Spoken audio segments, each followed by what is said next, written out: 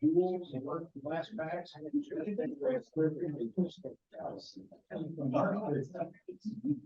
Good afternoon and welcome to the Friday, October 13, 2023 meeting of the Rotary Club of Beavercreek.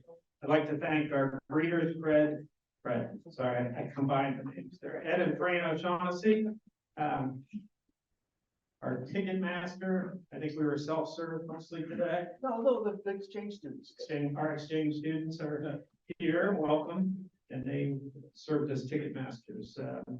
Thanks to Eric for getting set up, or in the process of getting the setup done here. Thanks to Pete Bales, Mark Weinstein, and Mike Zwick. You know, they do a great job with programming, and we appreciate that. Jonathan, will you present us with an invitation? Yes. All right. Lord, thank you for this day. Thank you for this beautiful day on Friday the 13th. We also welcome the cool temperatures coming and change of seasons. We do ask and pray for the speaker today and for us to be receptive to what they're hearing, what we're hearing, and bless his food. Or have a blessed weekend and continue to serve. Amen. Thank you. Joe Jenkins, Secretary's report. Yes, so we're at 52% today. We have a couple guests. Do you want to? Sure, we're going to have to bring up two of our guests. We have our exchange students. Thanks for coming today. And we're going to bring up a couple of our guests right now. So Carolyn Sargent, would you please come up? And Jim Rudd, if you come up with her. So our club became connected with Carolyn Sargent as in her musician status. She would play and still does offer services to play at our Flags for Heroes events, but she also presented to us on the Freedom Eagle Veterans Flute Circle, as you will recall, and we are presenting a donation of $210 to that cause, which involves a full set of 6 flutes from your producer there. So you guys will hold that. Very nice.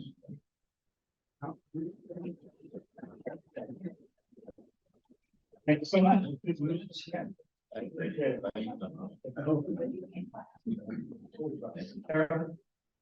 Sharon, could you just speak? I'm sorry, I was let you get all the way back. Can you just tell us what that $210 does? I want to thank you so much for your generosity. Since I was here a few months ago, we actually got 3 new veterans that joined. So the money will go towards 6 new flutes. And the flute maker lives in Troy and he makes them by hand. So they're wooden flutes, and he could easily charge over $100 a piece. He charges $35 to make them. So we're very fortunate to have him make the flutes for us. And thank you so much again for your generosity. Thank you. All right. We ask Jacob Huddleston to come forward. So Jacob sent us a request to help with his Eagle Scout project, and I'm going to let him tell you about that really quickly. And we'll start with that. Hello, thank you. So my Eagle Scout project was for the Ankeny Middle School. This year they took in a bunch more musicians than they normally do. A lot of people are actually interested in band, which is great because since COVID, we've been slowly seeing a decrease in the amount of musicians coming into the high school. And so it's really good that we're finally having some more people start to get excited about music. However, this came with a problem. They didn't have, at Ankeny, they don't have a whole lot of storage for the different instruments. So I talked to the director and managed to make, with the help of a lot of other people, a big almost like cover sort of cubbies with that will hold flutes and clarinets, and they currently are holding those flutes and clarinets as I'm speaking. How many does it hold? It holds. Yeah, it holds about 60 instruments. I want to say it's around 24 clarinets and Yeah, 22 flutes, and then there's a bunch of extras saved for different books and any other miscellaneous instruments that need them. All right. All right. Here we go. So here we go. Great time. So we have a lot of scouts supporting the program. Thanks so much. Happy to help. All right. That would cause me to turn to Don Adams and say, come on down.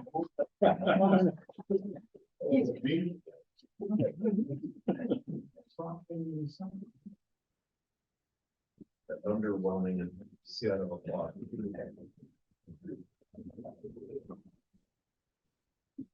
A couple stragglers. Yes. It's gonna get carried away.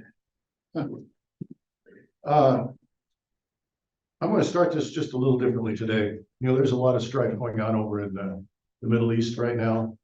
And I'd like to take just a moment and have a moment of silence for all of the people that have been killed, injured, maimed, whatever, on both sides. I mean, I'm not doing this for any blame. It's just a really bad situation over there. So if we would just take a minute and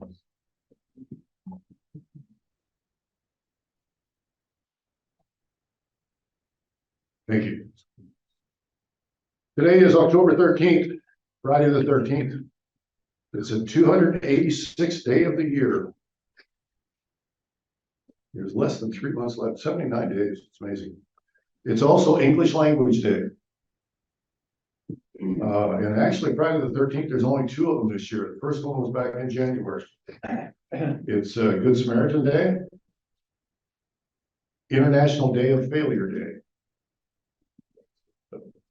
Some of us can relate to that. International Plain Language Day, International Suit Up Day. You're gonna dress up for that. National Chess Day, National Family Bowling Day, National M&M Day, National Train Your Brain Day, Silly Sayings Day, and it's also the U.S. Navy birthday. It's also Choose to Be Great this week. Drink local wine.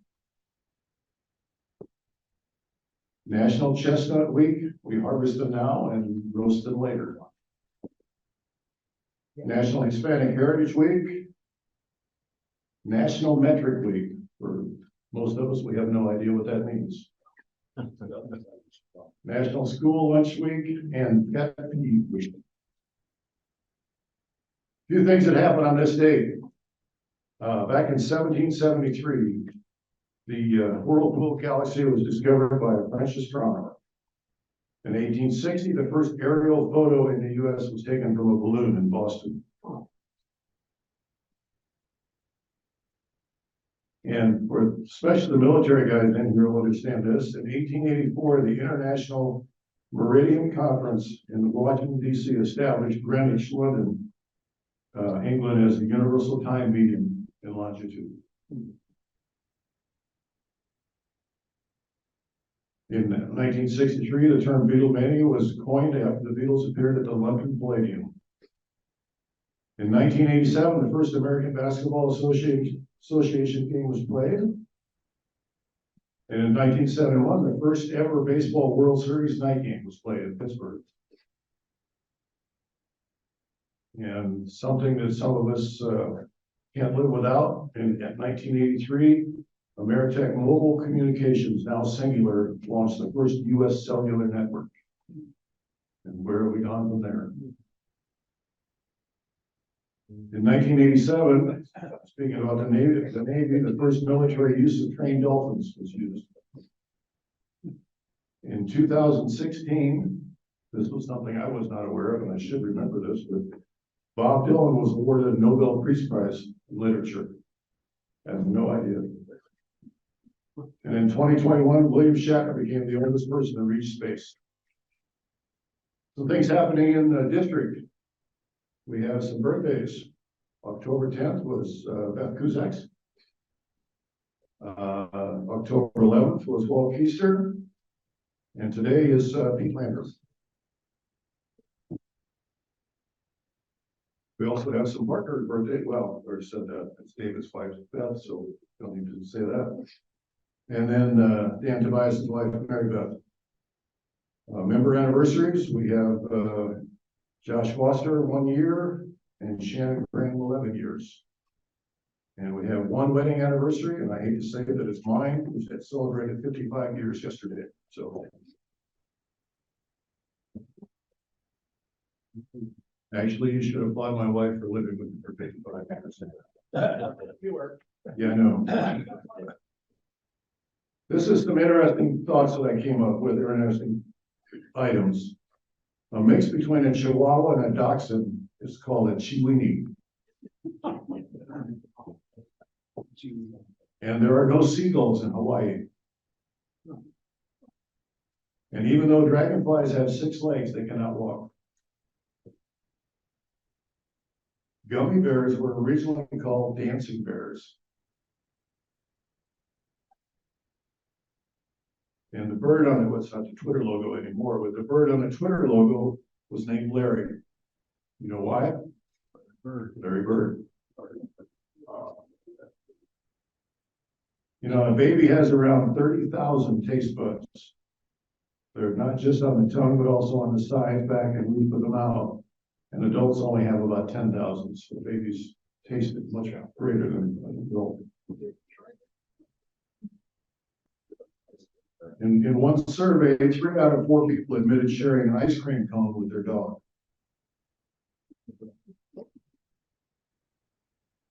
When humans take a breath, they replace only 15% of the air in their lungs with fresh air. When dolphins take a breath, they replace 90% of fresh air in their lungs. And then their feral pigs ate and completely destroyed $22,000 worth of cocaine that was hidden in the Italian forest.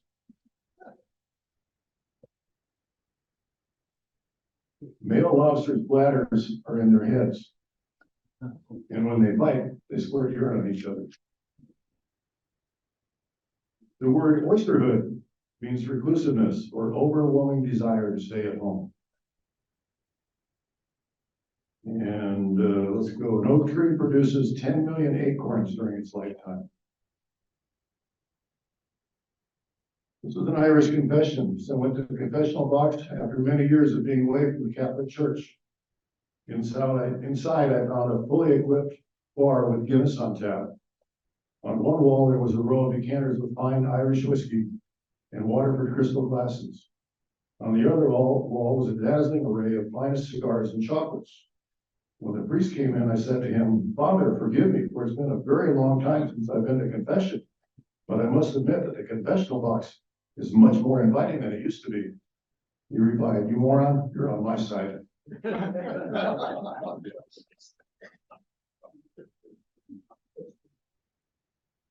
Then there was a young lady that pushed her BMW into a gas station. She told the mechanic that it just died.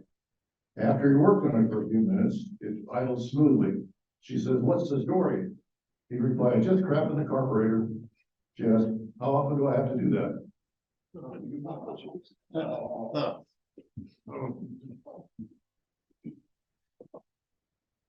And this is one you want to be careful with. On his 2nd anniversary, her husband sent flowers for his wife at work. He told the florist to write "Happy Anniversary, year number 2." She was thrilled with the flowers, but not so pleased with the card. It said, "Happy Anniversary, your number 2."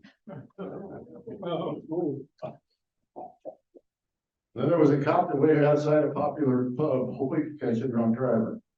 At closing time, everybody came out, and he spotted his potential quarry. The man was so obviously inebriated, he could barely walk.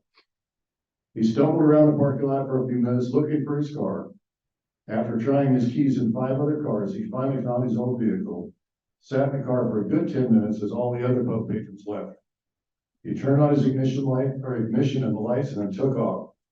He started to pull forward into the grass and stopped. Finally, when he was last car out, he pulled onto the road and started to drive away. Now the cop was waiting for him. So he stopped him, he administered a breathalyzer test, and to his great surprise, The man easily passed. The cop was dumbfounded. This equipment must be broken, explained a police officer. I doubt it, he said. Tonight I'm the designated decoy.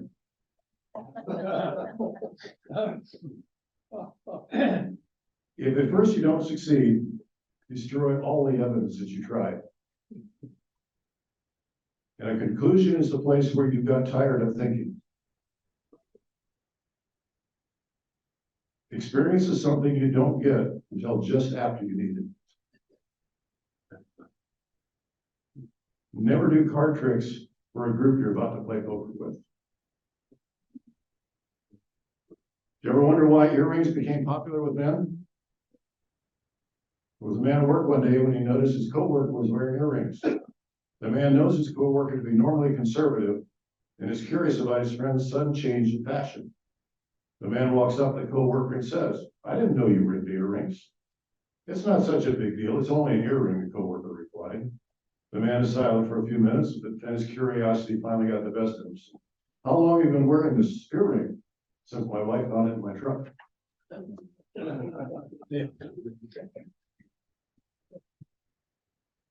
And then this young man walked into a restaurant and wanted to order chicken.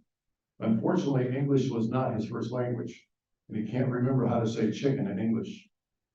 He says to the guy at the table next to him with a plate of 4 boiled eggs on it. He points to the eggs and says to the waiter, "I want their mother."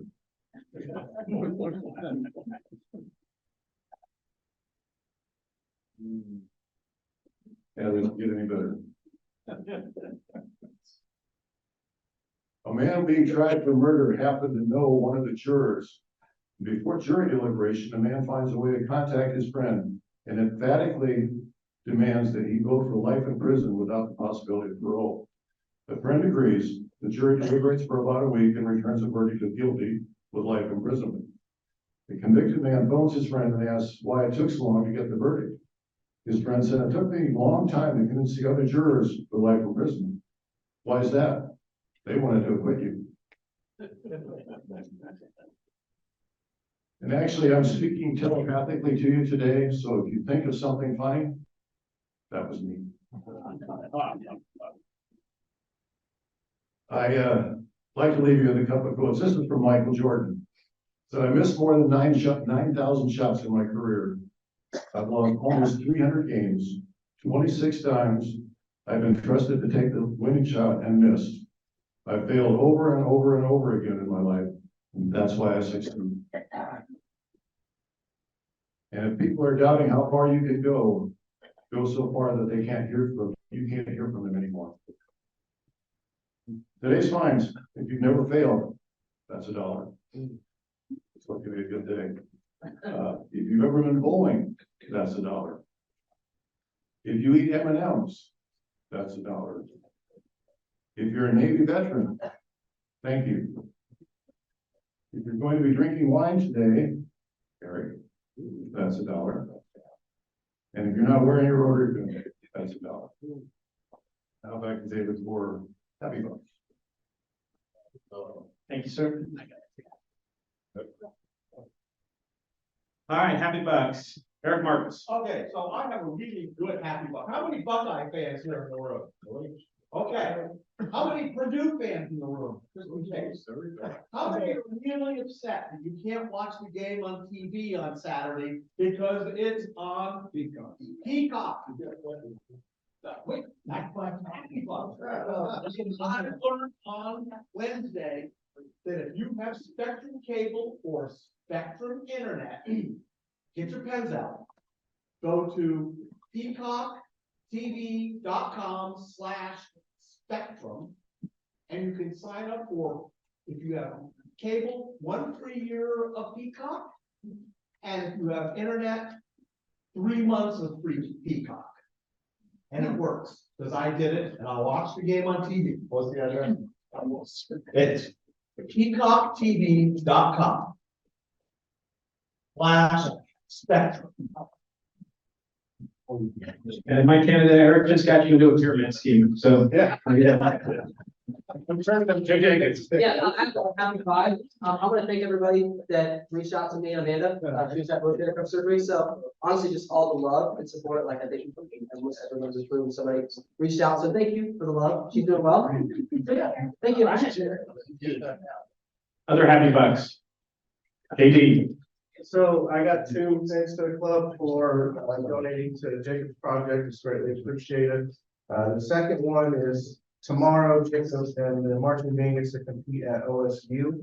Hopefully the weather holds out. It looks like during their time, it will be rain free. So anybody's got any happy dances, vibes, thank you for the rain away tomorrow evening.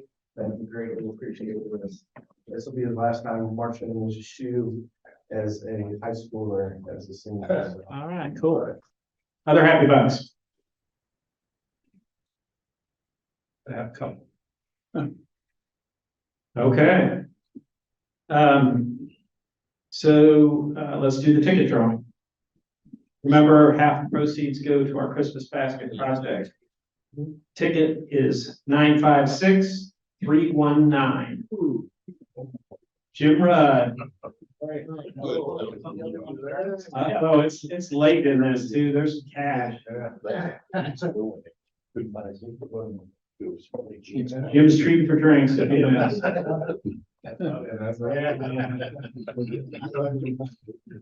The pie grows. All right. Any announcements? So I would, I'm gonna mention this after our other business here, but our program next week is Dr. Glenn Dewar, who's great. And, you know, he is a professor of international studies and so forth. And I remember he spoke to us about Israel before, even though his talk is about the situation in Sudan. I'm sure that his talk will be immensely interesting. And if you have any people you want to bring as a guest or a prospective member, that's probably a great time to do it. Okay. Any other announcements? Yes, sir.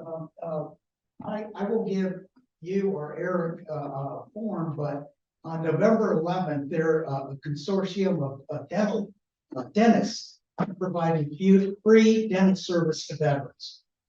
So if you know of anyone that's been, because the VA doesn't provide dental care or health care for veterans unless they qualify. So there's a lot of veterans out there that just don't have it and they don't get it because they don't want to pay for it. So this is a great opportunity. It's November 11th. I'll get the details to you guys. And if you know any vets out there that might need it, just spread the word. It's a great opportunity. We'll send out a club email sharing that information with everybody. Great program. Thank you. Anyone else? Okay, Pete Bales, if you will come forward, I appreciate it. It's my pleasure to introduce our speaker today, Mike Parks. And I actually share some commonalities in the field of recreation, and I'm sure I don't know if he's going to talk any about his past, but I'll give you a little background about Mike. Anyway, he has served as the president of the Dayton Foundation since 2002. He has really elevated the foundation's role in fostering community collaborations and leadership initiatives. The foundation was started in 1921 and is one of the first community foundations in the nation, and today is amongst the top 5% of over 800 such foundations. Under Mike's leadership, the foundation has grown to more than 4,000 charitable funds and increased assets from $214 million in 2002 to over $1 billion today. Mike currently lends his expertise to help advance numerous area projects and initiatives. The list is long. And prior to joining the foundation, Mike served as the YMCA Dayton director for 22 years. And he and his wife, Amy, have been married for 40 years. They have 4 children, ages 27 and 36, and 5 granddaughters and 1 grandson. So please give a warm welcome to Mike Park. I hope so. Okay. I have a clicker, but it doesn't always work, so I'm gonna try. Good, thank you. Appreciate it. Good afternoon. First of all, I wanted to introduce Amy Wagner. Amy's on our staff at the foundation as well. Glad Amy could be here. How many of you have had some kind of contact with the foundation over the years? Okay, let's just tell me what your affiliation's been. Go ahead, anybody have your hand up? I brought the Victoria Theater Association there when I was on the board. Great, what year was that? Oh, 1988, 89 or what, 89? So you worked with Fred Bartenstein, Yeah. Ian Green? Yeah. Yeah, good. And I think the Greene County, no, not the Greene County alum, no, just that one. Great. Who else? Who else had your hands up? So, yes. I'm the president of Right Beat Flyers, so you guys. Oh, neat. Good. So you know George Forrest and that whole crew and, yeah, great organization. Good. Who else? Yeah. My wife and I were with the Dayton Foundation and then came to Greene County. Great. So you're a donor. Good. Set up fun. Great. Yeah, Mike, I'm on the board of the Greene County Foundation, and we appreciate the help you gave us getting it set up. Great. So we'll talk about that. There's over 70 community foundations all across Ohio. So we'll talk about that. Good. Some others. Yeah. During the tornado, you guys work with Beavercreek and Beavercreek Township, not just for us, but for the region. Yeah, we're gonna talk a little about what the last 3 years has meant with tornadoes, the shootings. We'll talk about that. And obviously something very personal to you all here. Yeah, good. Yeah, I was a treasurer for the El Puente Educational Center. Oh, great. With Tony Ortiz and, yeah, does everybody know what El Puente, tell everybody what El Puente, you get a commercial. I'm speaking, but you get a commercial. Tell everybody what El Puente is. El Puente is a after-school tutoring program for mostly first-generation Americans, those that are speaking English maybe as a second language. And primarily, so a lot of times they are the only English language speakers in their family. So El Puente means the bridge in Spanish. So it is an after-school tutoring program that has evolved from very humble beginnings. Now we provide some social services to mostly first-generation Latinos in Dayton, Ohio. Great. One of your local residents here, Tony Ortiz, who's retired from Wright State, really was the key, the energy behind getting that happen, and it still is. Great. Well, you get kind of a flavor of what a community foundation is. It's not one thing, one family. It's a whole group of people coming together. But what's common is everybody wants to do something good for their community. So you can have a corporate foundation, right? So you think about LexisNexis or, a company that has goals, they've got values, they got things they'd like to, do I need to be back here? So the crew can see us? I'll just aim you. Those are good, right? And they do what is intended by the company. You can have a family foundation. So think about the Teal Family Foundation or the Ford Foundation, where you have a family that has values and interests, and that family carries that out. So you have a corporate foundation, you can have a family foundation, you can have a community foundation. So the Green Giving, the Dayton Foundation, we're what's called a community foundation. Rather than one company, one family, we're a whole bunch of people. And if you kind of think about it, we're kind of like the philanthropic mutual fund, if you will, for people that want to do good. We'll talk a little today about three things. We can talk a little about the history. What is the Dayton Foundation? Many of you are familiar with it, which is great. For those of you who aren't, we'll briefly talk about the history. We're going to talk a little about, as I mentioned, we're going to spend a little time talking about the shootings and the tornadoes and kind of coming together as a community. And then we're going to spend time just question and answer. You can talk about anything you want to talk about. Okay. So as was mentioned, 1921. Very first community foundation was up the street in Cleveland in 7 years prior. So we were number 18, and it happened just because of geography, right? There was an individual, Mr. Garland, that worked for John Patterson of NCR. He was at a meeting at a bank in Cleveland in 1916, and he was sitting there, and the guy started talking about the Cleveland Foundation. He goes, "What the heck is the Cleveland Foundation?" He came back and told John Patterson. And it took a couple of years, 1916 to 1921, but that's kind of how we got our start. Okay, let's go to the next one. What I do want to mention here, before we go on, there's kind of two pieces I should mention that we focus on. So we help others through philanthropy. So you mentioned you have a fund, right? So there's 4,000 individuals, groups that have funds at the Dayton Foundation. The Dayton Downtown Rotary Foundation is at the Dayton Foundation. Individuals have funds, right? They say, we want to help send kids to UD, or we want to help with homelessness, or we want to help the arts, or we want to have a family fund that we make the decisions on. All 4,000 of those it's all across the board. Everybody's interests, their desires are very different. So part of what Amy and I do is spend time helping those 4,000 people do what they want to do. So over this 100 years, if you said, boy, our family wants to plant trees along the river, we make sure the trees get planted every year. Kind of makes some sense. And then the second piece of this is kind of this community leadership. What are the issues that just need a little gelling, a little leadership, pulling together? And a good example of that would be the tornadoes or the shootings, right? So we kind of got two sides to our work, okay? We mentioned a little over $1 billion. This is another interesting piece. There's another $250 million from 400 people that have said, okay, I maybe want to do something when I'm not here, maybe leave my IRA or an insurance program, a variety of things, a piece of my will. There's another 400 plus donors that have said, when I pass, I'd like to do something. So collectively, that bodes well for our region, right? Bodes well for philanthropy in the future. Let's go to the next slide if we can. We're a public charity ourselves. Okay, so you've heard from the Boy Scouts, you might have, the YMCA, the Girl Scouts, all are public charities. Because of all these different donors coming together that all want to do good, we're also classified as a public charity, which means my boss is a board. So David Miller, who's a retired CFO from Children's Hospital, is current board chair.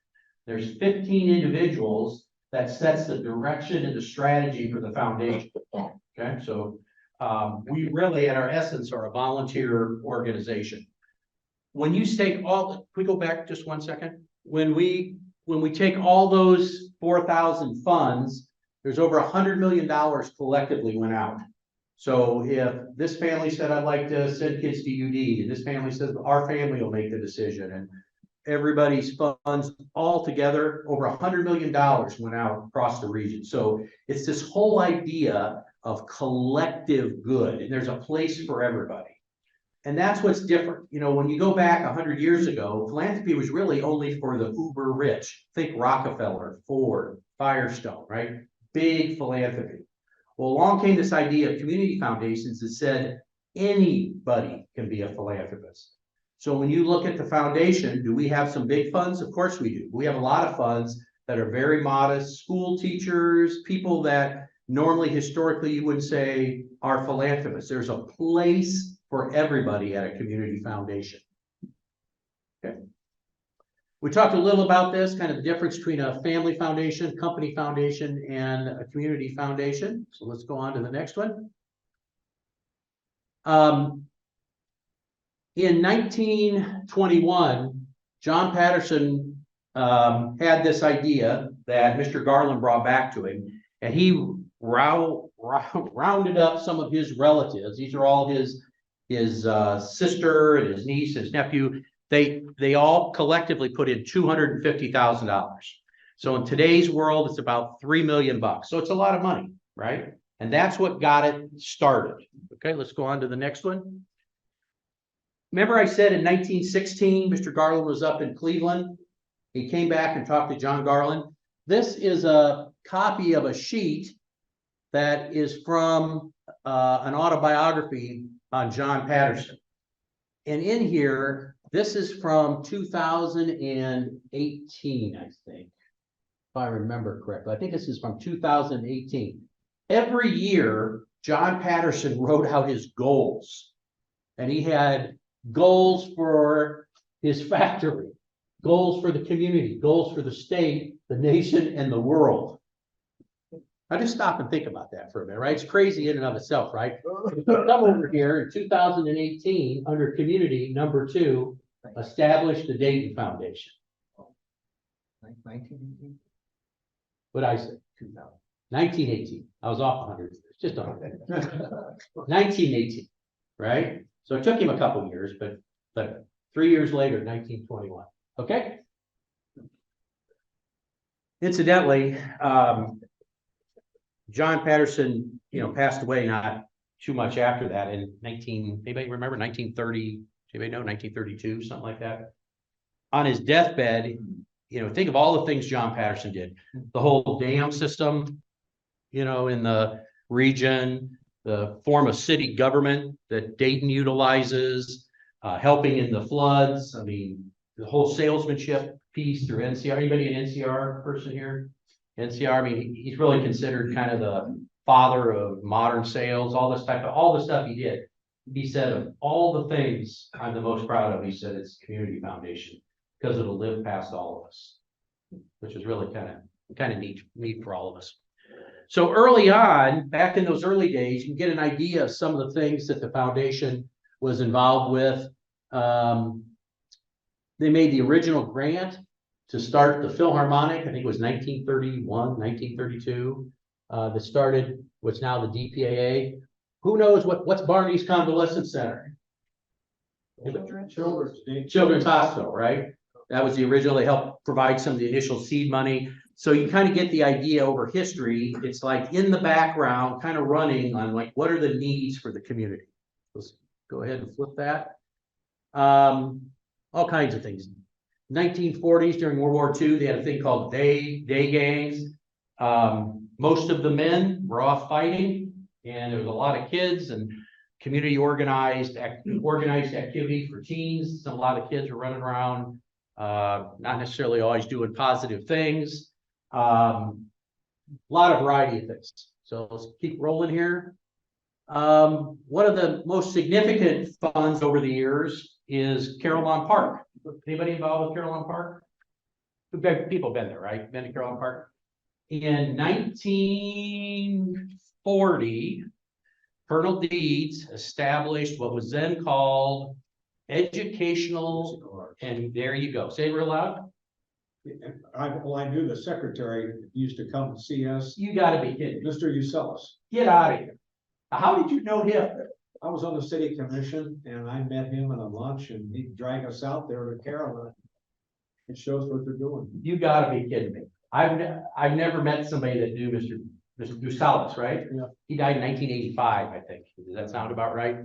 So John Patterson set up this educational musical arts, which we now know as Carillon, and he had his personal assistant, this Mr. Uselis, who lived in New Jersey, I think. And every year, he kind of was also the administrator for Carillon Park. And he tromps into town, but he had a book, he's paying the payroll and he's doing everything. Well, he set this up and he had a fund at the Dayton Foundation, but he also said to the Dayton Foundation board, hey, if anything ever kind of goes haywire here, you guys step in and make sure everything keeps going. So for 80 years, we've kind of had this oversight, big brother kind of role with Carillon Park. Well, if you think about what Carillon Park was when Colonel Deeds set it up and what it is today, it's like two totally different things.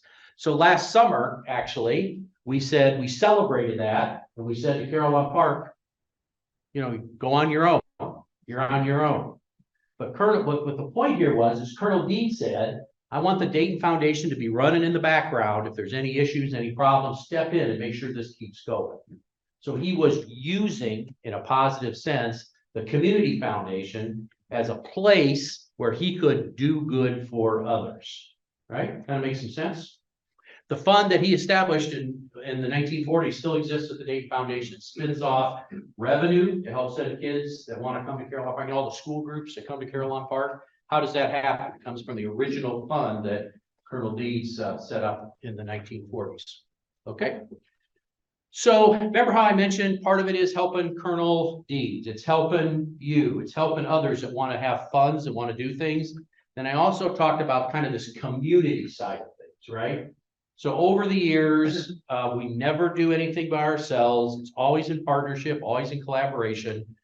But what are kind of big issues, things that need some help, maybe need a little oomph, maybe a little glue, maybe a little convening. So over the years, some of the roles that we've played in the Schuster Center, developer Riverscape. Anybody have been over to Crayons to Classrooms? Anybody know what Crayons to Classrooms is?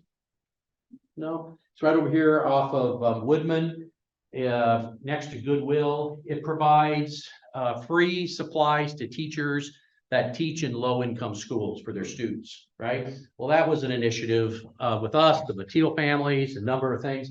We've spent a lot of time thinking about diversity and inclusion, partners for the environment. Miami Valley Works, anybody know what Miami Valley Works is? It's over at Goodwill. It takes chronically unemployed people, wraps services around them. They've now got over 400 people that have been employed continuously. They're in their 8th year. So those are examples of how we kind of bring people together. What's the need? We don't run them. We find Goodwill or somebody else to partner in that work, but we're kind of running in the background and what are kind of some of the community issues to work on. Let's go to the next one there. Today, we're working on, you may have read, was in the paper a couple weeks ago, an initiative with the University of Dayton, the hospitals on individuals that have been impacted by traumatic brain injury. It's just a wide variety. So if you think about a community foundation, we're not just one thing. We're arts, we're cats, we're dogs, we're education, we're health, right? Because that's what a community is, right? It's all of us and all those kinds of needs. College Promise. Anybody been a College Promise mentor in here? Anybody know what College Promise is?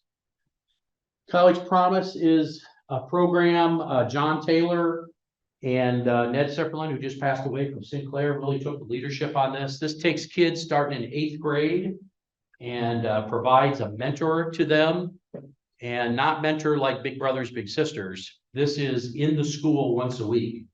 And these mentors commit 4 years to stay with those kids until they're seniors. And if the kid makes it to senior year, which they've had great success, stays out of trouble, gets decent grades, don't even have to be a top student, but decent grades, no drugs, no alcohol, be responsible, they've got a free ride to a choice of 13 schools. Wright State, UD, Denison, Ohio Northern, they can pick. They're now in our 12th cohort of 50 kids. So what is that? 600 kids have gone through that. So again, our role isn't to run that, but our role is to say, hey, let's get folks in the room, kind of say, who wants to work on these kinds of things? So there's a whole wide variety. Learn to Earn. Anybody know about involved with Learn to Earn? Preschool Promise. I know those kind of things. This is helping get more people have some type of a marketable credential to earn a living, right? And so Tom Lasley, some of you know Tom, I'm sure, over at the University of Dayton, really got this going. Again, it's not our project, but we help get kind of people in the room who wants to work on this. You kind of get the idea, okay? So I want to talk for a minute about the last 3 years, back to back to back. And, some of you in this room were directly involved with this.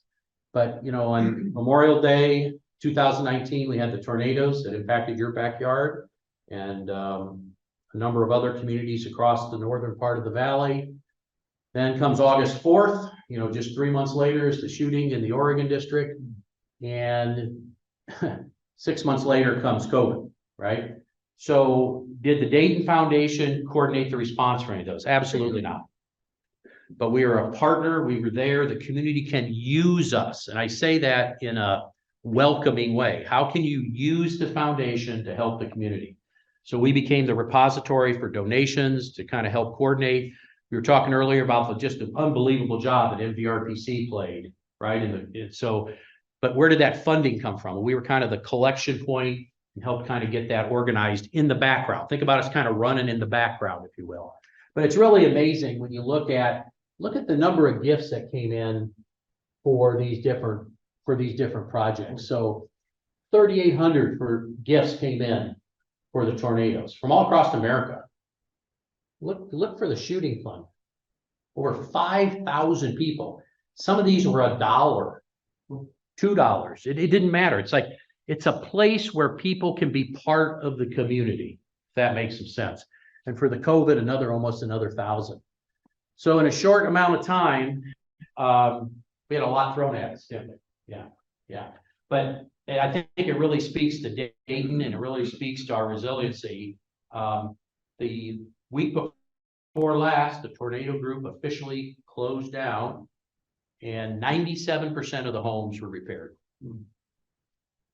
That's pretty darn good, right? And that's a whole bunch of people, municipalities, cities, Catholic Social Services was unbelievable. Red Cross, whole bunch of people coming together and saying, how do we make this happen for our community? And again, foundation was just one of many at the table, but saying, what do you need? How can we help you? How can we help support that? So I mentioned a wide variety of funds at any time. If any of you, some of you are already donors, you ever have an interest, feel free to reach out to me. There's lots of ways you can participate. Scholarship funds, your family can advise on things. One that's really popular right now is rollovers. Maybe when you get to 70 and a half, you start to have mandatory retirement distributions, and there's ways you can use those funds to contribute to charity in a more tax efficient way. There's another couple hundred folks who've been able to help with that. Okay, so that's a little about the foundation, what we're doing, how we got here, and you can talk about anything you want to talk about. Questions for me, questions about the foundation, anything going on in the community. What do you want to talk about? This will be the participation part. All right, here we go. You're on. Can you tell us about the charitable checking account you have and the unique way it can be used that's going to aggregate gifts in a year for tax purposes or that type of thing? Do you have a charitable checking account, or are you familiar with it? Does anybody have a charitable checking account in here? Okay, well, I've got, it's a free donor advisement. Doesn't cost you anything. There's no minimums. There's about 2,000 individuals and families across the region that have these. It's a great way to get started. And it applies if you give multiple gifts to charity, it can be a helpful tool. And if you use appreciated stock to make your gifts, it can be a helpful tool. And it can also be used to help time your gifts. So a few years ago when the tax law changed and they raised the standard deduction, across the country, there used to be 30% of the people itemized, went to 3% of the people itemized, right? So you used to have an incentive. Most of us don't give because of taxes, but you had an incentive with your taxes, right? Well, I'll tell you what I did last year. Every 3 years, I put money into my charitable checking account that I make the decisions on where it goes. I itemize my taxes in that year, and then I use that money for the next 3 years. Make sense? So I get a charitable deduction. I park it for 3 years. I can time it. I use it for the next 3 years. I don't itemize, standard, put a chunk in, right? You can do that with cash. You can do that with stock. There's a variety of kind of tricks of the trade, if you will. We'd be happy to talk with you, any of you, if you ever have interest in that. There's about 2,000 people that have that. Yeah. Thanks for bringing that up. What else is on your mind? Yeah. So out of all the monies that you raised for tornado and all that, what do those monies go towards? What for the victims and everybody in the shooting? So money came in, what typically gets done? Yeah. So different answers for different funds, right? So on the tornadoes, those funds went initially to immediate relief, right? So think about, so you work for Beavercreek or Township? Okay, so the first days and weeks, as you know, people are out there with water, right? And people need a place to stay, right? It's immediate kinds of things. So we make grants out of those funds to immediate relief. So park that. But that only lasts a week or 2 or 3, right? We then mobilized individual recovery of homes, not businesses, because you should have insurance, right? If you're a business, but individuals, and not landlords, but owner-occupied homes. Many of the homeowners weren't insured. Big thing was underinsured. A huge issue with underinsured, right? So thank God for Catholic Social Services. They stepped forward and said, we'll take the lead on this. There was one point of entry.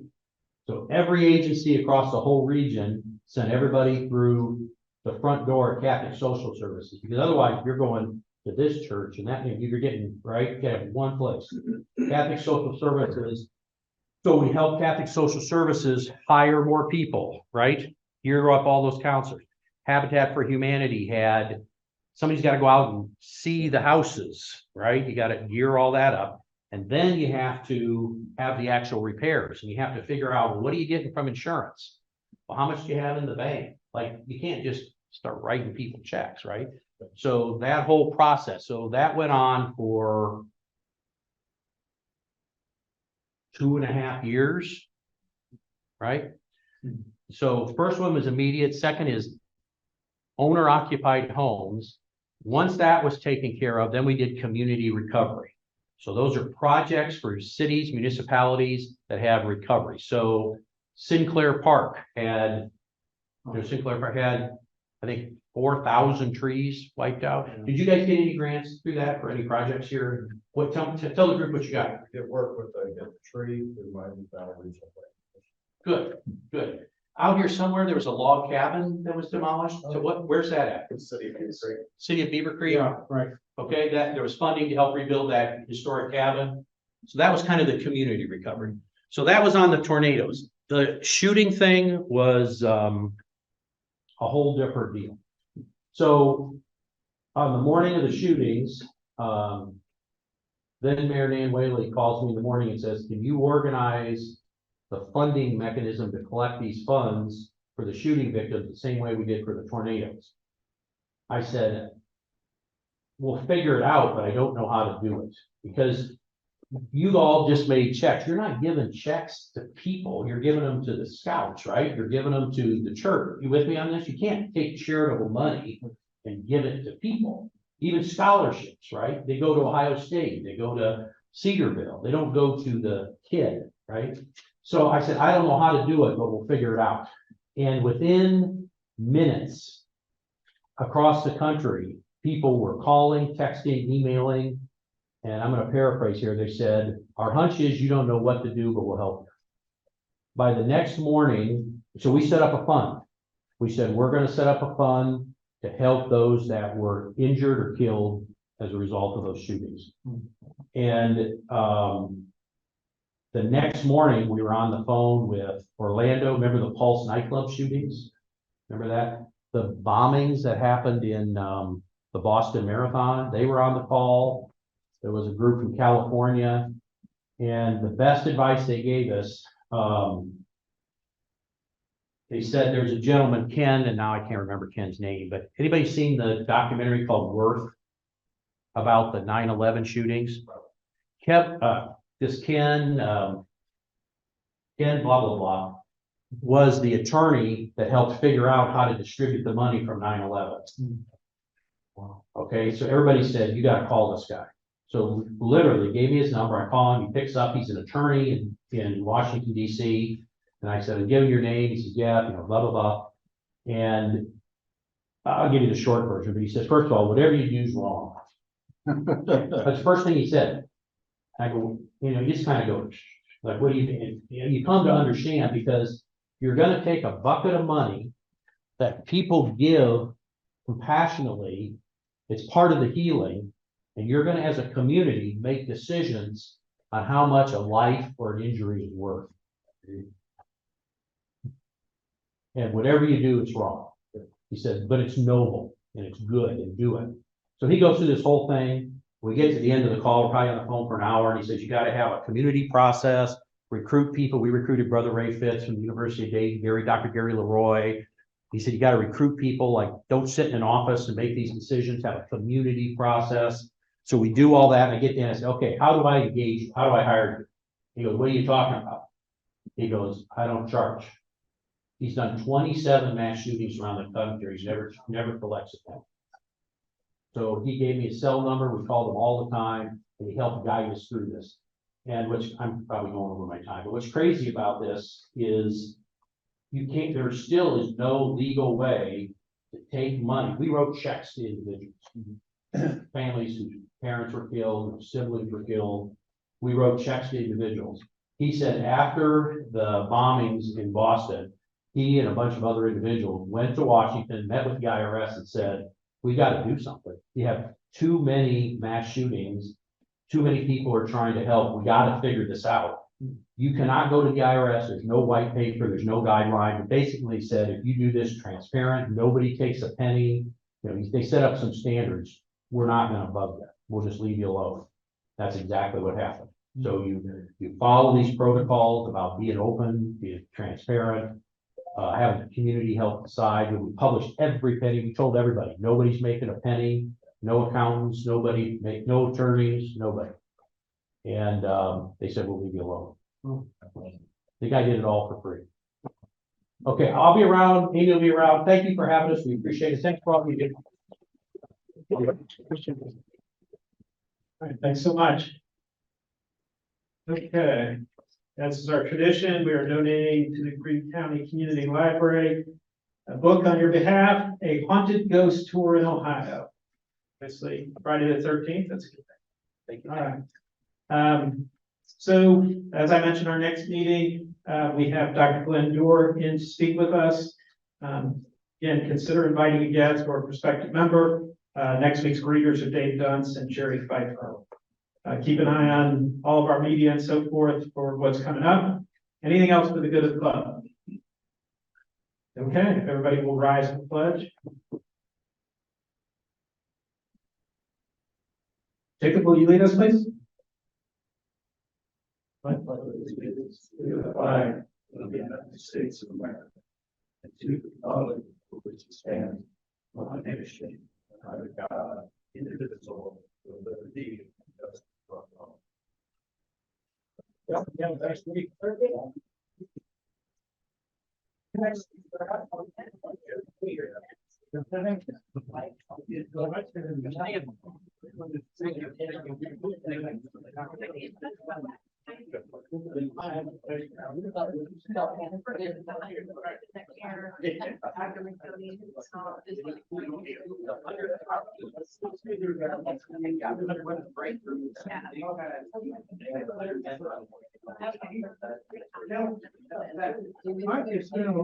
Yeah, I remember you.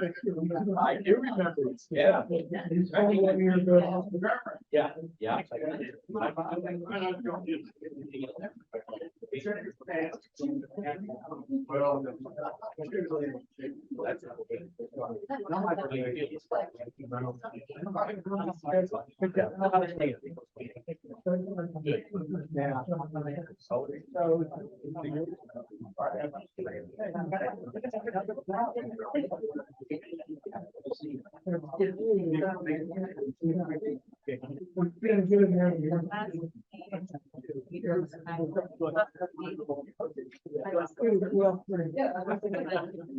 Good to see you. Thank you.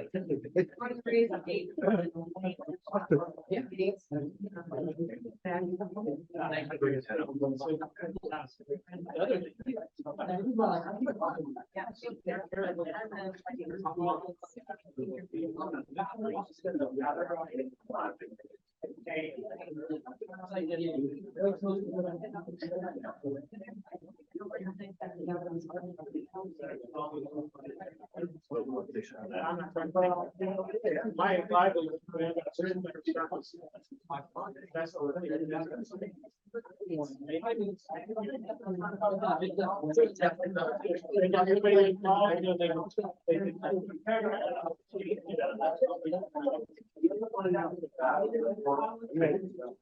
I can help you.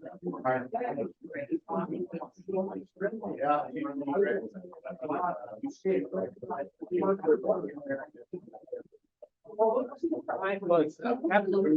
Thank you. All right. We're next year. Very good.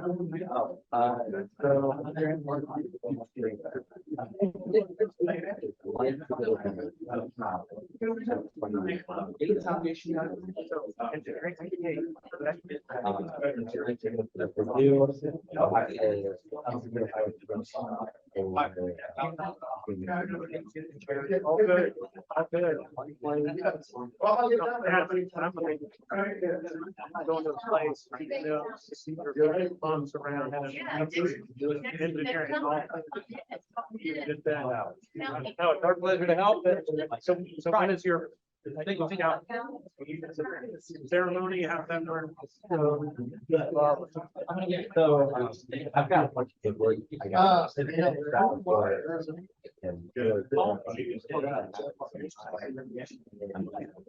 Probably. The other thing is this, part Yeah. it's a dead dog, it's like, take your crap together. So much his stuff. There is guys got parents with it. It takes so much for them to go through it all. One was the word that they had. Theoretically, until when he gets it done.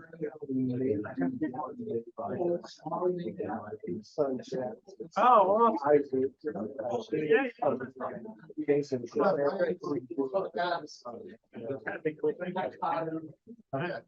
All right, well, congratulations. Thank you for sharing. Yeah. Yeah. And then.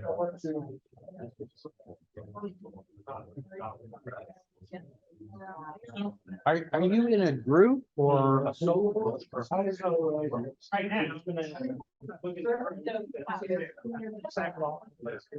Yes.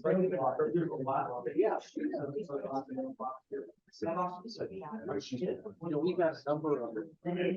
How much?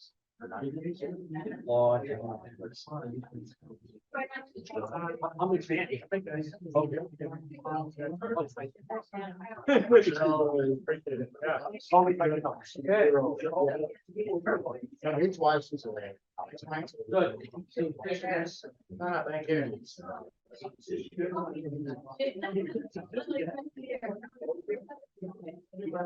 So. Hey, Brian. Did you bring you back after what?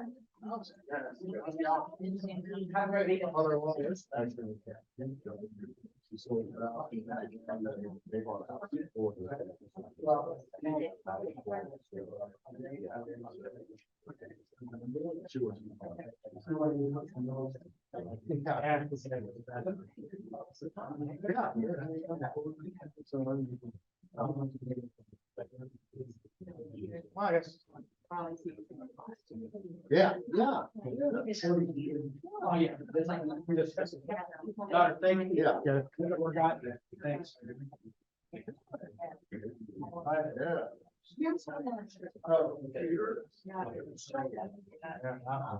What?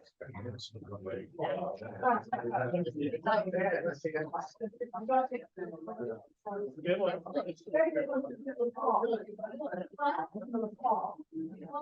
Tony, sure, great time. Yeah. Yeah. Make sure you keep going. Yeah. Very, I was actually taking some classes in my. Our lady.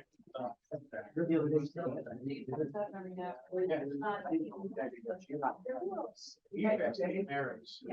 Oh, maybe, yeah, hours. Okay. Yeah.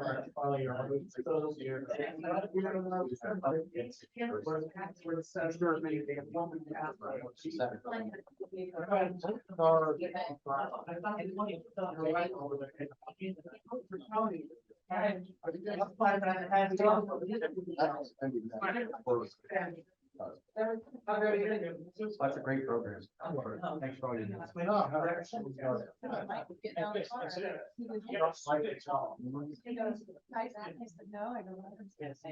Yeah. Yeah. Oh, I got a whole bunch. Send it to you. Send it to you. But that means she's gonna have to tell me. No, not, it's, probably a couple times. Yeah. So, and I just retired. Yeah, so Ryan took over for me at the township, so he's the new boss. But they cut me in, I'm township fiscal officer now on the ballot, so. Yeah, yeah. So, you know Gary Schmidt out in Washington Township? Yeah, Yeah. he used to be the Yeah, superintendent. yeah, Gary was the superintendent of Yeah. schools, and then he started that college promise program that I talked about. And then he retired, he said, well, you step in, same exact thing, you be the fiscal officer. And then he's like, well, I guess, and then he relayed, it's a good way to help, it's not Uber. You know, that's right. Is it part-time? Yes, and actually, Ryan has the finance department, so his staff works essentially does all the work for me. Yeah, you've got full-time people. but Yeah. You don't have. No, my son works for the fire. Oh, he does. Yeah. My son's he gets so much grief because he's got the big mustache like I did, and you know, everybody's like, "Man, you look like your dad." He goes, "Watch why I grew it." Yeah, yeah. Oh, Yeah. that's great. Well, it's good to see They're you. gonna see you guys, yeah. And we were meeting down, we were always in those meetings downtown, you know, yeah. So, and it kind of, it was better when we were going, hey, let's do once a month meeting, and then it was, you know, it seemed like we were always down at the offices there in that conference room. Well, a week before last, officially, we closed the road. Yeah. Thanks again. Last grant went out to Harrison Township, I think. Good. For Sinclair Park. Yeah, you know, listen, I said in those meetings, Beavercreek Township, it was, you know, we had a lot of damage, but mostly the trees and the parks and stuff like that. So we weren't like a Harrison Township or some areas in Dayton, so, or even areas in the city of Beavercreek. So. So you're out there by Mike's Car Wash. Was that city of Beaver Creek or was that township? Yeah, So that was- it's in the township, it's in the city corporation. Where does that, how does that separate the township and the city? The city is part of the township. So I always call, we're the big brother. Yeah. Yeah. So, yeah, there's parts of Fairborn are in Beavercreek Township. All the city. Okay. So there's differentiators, the incorporated area and unincorporated area. Our fire department responds to all of Beavercreek. Beaver Valley, we kind of look at Beaver Valley as the easiest indicator, but we got parts of down by Kettering, by the green, there. So make sure you help up on the phase. Nobody shut me down. Yeah. You know what? Since you retired, me, and I've heard this, but 2 weeks ago, you know those mapping that showed where all the impacted houses were? Remember that? Yeah, oh, yeah, That won a national award. no kidding. That was nice. That was a nice website that was set up.